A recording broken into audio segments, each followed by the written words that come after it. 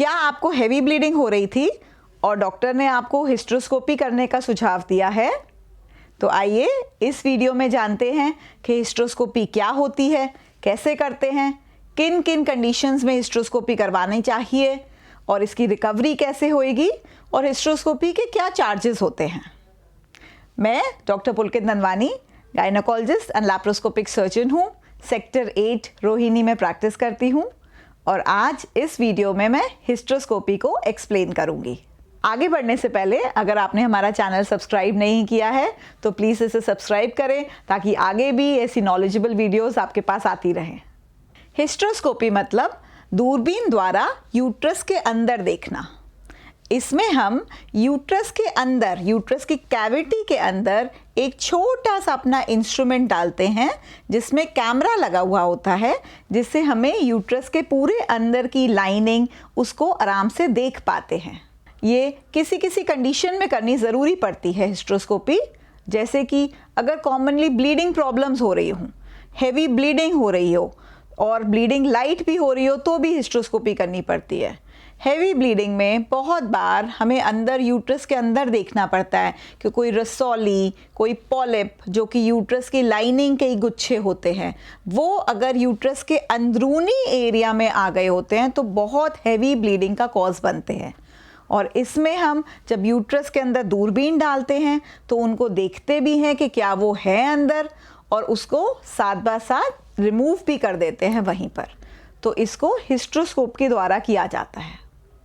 और भी बहुत रीजंस हैं हिस्ट्रोस्कोपी करने के, जैसे कि अगर कोई लेडी कंसीव नहीं कर पा रही है या फिर उसके बार बार मिसकैरेज हो जाते हैं, प्रेगनेंसी आगे नहीं प्रोग्रेस कर पाती, जल्दी जल्दी बच्चा गिर जाता है, तो इन केसेस में भी यूट्रस के अंदरूनी जाके पूरा देखा जाता है कि कोई और कंडीशन है, यूट्रस में कोई बनावटी दिक्कत है या कोई रसौली है, कभी कभार कोई इन्फेक्शन का फैक्टर होता है यूट्रस में। ये सब हिस्ट्रोस्कोपी से ही देख के क्लियर होता है। और भी रीजंस, जैसे कि कभी ब्लीडिंग हो गई हो और प्रेगनेंसी गिर गई हो और छोटे टुकड़े रह गए हों, या पहले किसी ने कॉपर्टी लगवाई थी और अब वो कॉपर्टी ऊपर चढ़ गई है, उसका थ्रेड नहीं दिख रहा है नीचे से निकालने के लिए, तो भी कैमरे से जब देखा जाता है यूट्रस की कैविटी को अंदर से तो ईजिली दिख जाता है और उसमें फिर वो कॉपर्टी निकाल दी जाती है। या प्रेगनेंसी के अगर टुकड़े बचे होते हैं तो उसी को सफाई द्वारा निकाल के फिर कैमरे से क्लियर करके देख के कि क्लियर हो गया है, तब उसको प्रॉपर्ली कंप्लीट प्रोसेस होता है। हिस्ट्रोस्कोपी से यूट्रस के अंदरूनी लेयर को तो देखा जाता ही है, साथ ही साथ यूट्रस के माउथ को, जिसको सर्विक्स बोलते हैं, इसके भी टेस्ट किए जाते हैं। इन टेस्ट रिजल्ट्स में अगर कोई दिक्कत आई जाती है तो फिर से यूट्रस के अंदर देखना और कैमरे द्वारा सर्विक्स को, यूट्रस के माउथ को देखा जाता है, साथ में फ़ोटो ली जाती है ताकि आगे पेशेंट को भी दिखाई जा सके और उसका ट्रीटमेंट अकॉर्डिंगली करा जा सके। तो ये सारी कंडीशंस हिस्ट्रोस्कोपी द्वारा होती हैं। हिस्ट्रोस्कोपी के साथ साथ वहीं पर ही सफाई भी कर दी जाती है, यूट्रस की क्लीनिंग हो जाए, टुकड़े की जांच ली जाती है यूट्रस के अंदर से कि कैंसर तो नहीं डेवलप हो रहा, ये देखने के लिए, और फाइब्रॉइड या पॉलिप रिमूव कर दिया जाता है। ये बहुत ही सेफ प्रोसेस है और देखा जाए तो सर्जरी बहुत लंबी नहीं होती, half an hour to 45 minutes में सर्जरी हो जाती है। इसके लिए डॉक्टर आपको हमेशा पहले बोलेंगे कुछ ब्लड टेस्ट कराने के लिए, क्योंकि ये ज़्यादातर बेहोशी में करी जाती है। बेहोशी में करने के लिए पहले डॉक्टर आपके कुछ ब्लड टेस्ट कराएंगे कि आपकी बॉडी ठीक से फंक्शन कर रही है। एक्सरे, छाती का एक्सरे होगा, ईसीजी होएगा। ये टेस्ट जब सारे नॉर्मल होंगे तब डॉक्टर आपको डेट और टाइम देंगे हॉस्पिटल में आने के लिए। जिस दिन आप हॉस्पिटल आएंगे उस दिन डॉक्टर आपको ज़रूर से बोलेंगे कि आपको खाली पेट हॉस्पिटल आना है। 6 से 7 घंटे की फास्टिंग चाहिए होती है। फास्टिंग मतलब आप 6 से 7 घंटे आपने कुछ भी खाया या इवन पानी भी नहीं पिया होना चाहिए। फिर डॉक्टर द्वारा टाइम दिया हुए पे आप हॉस्पिटल पहुंचेंगे। सिस्टर, आपकी सारी सिस्टर या वहाँ पर डॉक्टर होंगे, वो आपके सारी रिपोर्टें चेक करेंगे, आपकी एडमिशन की फ़ाइल बनेगी, फिर आपको एडमिट किया जाएगा। जब आप हॉस्पिटल में एडमिट हो जाएंगे तो वहाँ पर जूनियर डॉक्टर या हॉस्पिटल का स्टाफ होएगा, वो आपकी पूरा फाइल का वर्कअप करवाएगा। तो जो भी ऑपरेशन का टाइम फिक्स हुआ होगा उससे आपको 2-3 घंटे पहले एडमिट होना पड़ेगा। जो जूनियर डॉक्टर होंगे वो हॉस्पिटल के बहुत सारे कंसेंट फॉर्म्स होते हैं, उन पे रूटीन प्रोसेस से आपके और आपके फैमिली मेम्बर्स से साइन कराएंगे। ऑपरेशन हमेशा ही कंसेंट फॉर्म पे साइन हो जाने के बाद ही हो सकता है। बहुत केसेस में वो आपको एक दवाई भी देंगे जो या तो नीचे विजाइना के अंदर डालनी होगी या मुंह से लेनी होगी, जिससे बच्चेदानी का मुंह थोड़ा सा सॉफ्ट होने लग जाता है और ऑपरेशन करने में आसानी होती है। हिस्ट्रोस्कोपी का प्रोसीजर ज़्यादातर केसेस में डे केयर होता है। डे केयर मतलब सुबह आप भर्ती होंगे और शाम तक आपकी छुट्टी भी हो जाएगी। अब ज़्यादातर तो ये डे केयर होता है। बाई चांस अगर बहुत बड़ी रसौली है, डिपेंड किस चीज़ के लिए ऑपरेशन हो रहा है, अगर सिर्फ दूरबीन की जांच वाला ऑपरेशन है तो शाम को ही छुट्टी हो जाती है। अगर कोई बहुत बड़ा उनको उसके साथ साथ कोई और ऑपरेशन करना पड़ा है तो शायद आपकी अगले दिन छुट्टी होए। इसमें ऑपरेशन के जब आपकी फ़ाइल बन गई, सारे कंसेंट पेपर साइन हो गए, तब वो आपको आपके रूम से ओटी थिएटर तक लेकर जाएंगे। एक बार आप ऑपरेशन थिएटर के अंदर आ जाते हैं तो वहाँ आपको एनेस्थेटिस्ट डॉक्टर, जिनको बेहोशी के डॉक्टर बोला जाता है, वो डॉक्टर मिलेंगे। वो फिर से आपसे बात करेंगे, आपकी मेडिकल हिस्ट्री, आपकी कोई एलर्जी हिस्ट्री फिर से देखेंगे, आपकी रिपोर्टों को फिर से चेक करेंगे। ये आपके लिए ही अच्छा है। उसके बाद वो बेहोशी दे देते हैं, जो कि ज़्यादातर बस मुंह पे गैस रखा जाता है और जनरल एनेस्थीसिया के फॉर्म में आपको बेहोशी दी जाएगी और आप उसके बाद थोड़ा सा सो जाएंगे। जब हिस्ट्रोस्कोपी की जाती है तो एक छोटा सा इंस्ट्रूमेंट होता है जो यूट्रस के अंदर डाला जाता है, जिस पे कैमरा लगा हुआ होता है, और उस वक्त फ़ोटो भी खींच ली जाएगी ताकि आपको बाद में दिखाया भी जा सके कि ऑपरेशन में क्या हुआ था। उसी वक्त डॉक्टर अपना काम कर लेते हैं और जैसे ही उनका काम फिनिश हो जाता है, बेहोशी का असर भी ख़त्म होने लग जाता है। जब आपको थोड़ा थोड़ा होश आ जाएगा तो आपको ऑपरेशन थिएटर से शिफ्ट करके वापस अपने रूम में शिफ्ट कर दिया जाएगा और आप अपने रिलेटिव से, अपनी फैमिली मेम्बर से मिल भी सकते हैं।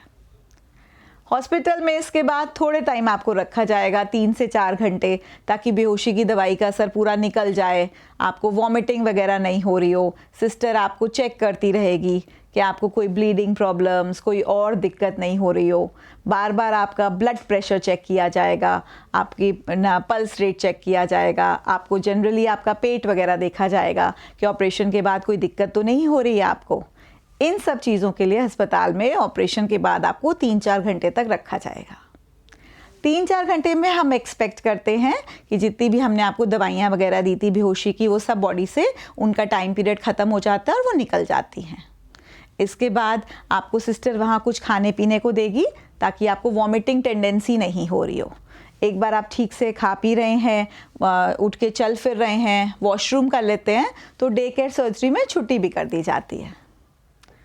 हिस्ट्रोस्कोपी के बाद आप एक्सपेक्ट कर सकते हैं कि क्या क्या होएगा। थोड़ा बहुत उसमें ब्लीडिंग, स्पॉटिंग हो सकती है, बाद में हल्का थोड़ा पेन महसूस हो सकता है। ये तो नॉर्मल मान के चलते हैं, डॉक्टर आपको ज़रूर गाइड करेंगे। कोई भी हम लोग ऑपरेशन करते हैं तो उसके बाद एंटीबायोटिक्स दी जाती हैं मुंह से खाने के लिए ज़्यादातर। तो हो सकता है आपके डॉक्टर प्रिस्क्राइब करे बाद में कुछ दवाइयाँ लेने के लिए ओरल टैबलेट्स के फॉर्म में, तो वो ज़रूर से आपको लेनी चाहिए। जिस दिन छुट्टी होएगी उस दिन हो सकता है थोड़ा सा आपको बेहोशी का असर, मतलब नींद जैसा, सिर हैवी होना, थोड़ा सा नींद जैसा महसूस होना, ये हो सकता है। तो इसमें कोई बड़ी बात नहीं है। आप उस दिन रिलैक्स करें, रेस्ट करें, रात को हल्का खाना खाएं, जो डॉक्टर ने दवाइयाँ दी हैं वो रात की भी डोज लेनी है, और उस दिन रेस्ट करें। अगले दिन से आप बिल्कुल ठीक महसूस करेंगे। थोड़ा बहुत स्पॉटिंग होना नीचे से, हल्का थोड़ा बहुत पेट में दर्द होना, किसी किसी को पैरों में दर्द महसूस होता है, ये एक्सपेक्टेड होता है हिस्ट्रोस्कोपी के बाद।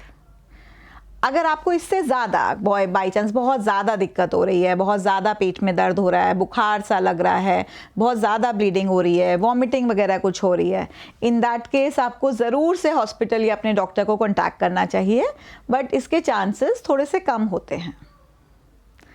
तो हिस्ट्रोस्कोपी बहुत ही सेफ प्रोसेस है और इसमें काफ़ी चीज़ें डायग्नोस और उसमें साथ साथ ट्रीट भी की जाती हैं, दूरबीन द्वारा देखी भी जाती हैं और उसी में ही हाथों हाथ उसका ट्रीटमेंट करके रिमूव भी किया जाता है फाइब्रॉइड्स और पॉलिप्स को।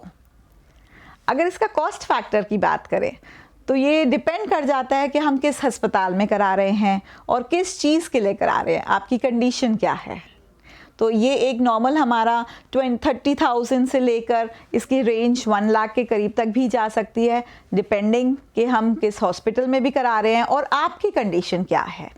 अगर सिर्फ इसमें हम डायग्नोस ही कर रहे हैं कि भाई अंदर से कोई दिक्कत की बात तो नहीं है यूट्रस में, सिर्फ देख रहे हैं, तो कम चार्जेस लगते हैं। और अगर इसमें हमें कोई चीज़ फाइब्रॉइड, पॉलिप या कोई और टुकड़े लेने की जांच पड़ रही है, कोई और बड़ी चीज़ कर रही है, यूट्रस में कोई दिक्कतें हैं, उनको रिमूव करना पड़ रहा है, तो कॉस्ट फैक्टर ज़्यादा जाएगा आपका। जिस दिन आपकी छुट्टी होएगी हॉस्पिटल से, उस दिन आप थोड़ा सा लाइट डाइट ले लीजिए, सॉफ्ट डाइट मतलब खिचड़ी, दलिया, ब्रेड, ठीक, उस दिन ले लीजिए और रेस्ट करिए। अगले दिन से आप बिल्कुल नॉर्मल खाना, रोटी सब्जी सब खा सकते हैं। अगर आपकी उसके बाद एंटीबायोटिक्स चल रही हैं या ज़्यादा दवाइयाँ चल रही हैं तो डॉक्टर बस आपको ये गाइड करेंगे कि स्पाइसी, ऑयली थोड़ा कम खाइएगा ताकि एसिडिटी की दिक्कत ज़्यादा ना हो। अदरवाइज नॉर्मल रोटी सब्जी आप खा सकते हैं। लिक्विड इंटेक ज़्यादा रखें कि यूरिन इन्फेक्शन वगैरह वाली दिक्कत ना आए। और अपना डे टू डे रूटीन आप अपनी जॉब पे, घर के कामों में आप अगले दिन से ही, जैसे ही आप ठीक फील करना स्टार्ट करते हैं, वो आप स्टार्ट कर सकते हैं। अब इसमें भी फ़र्क पड़ता है कि किस चीज़ की वजह से हिस्ट्रोस्कोपी हुई थी।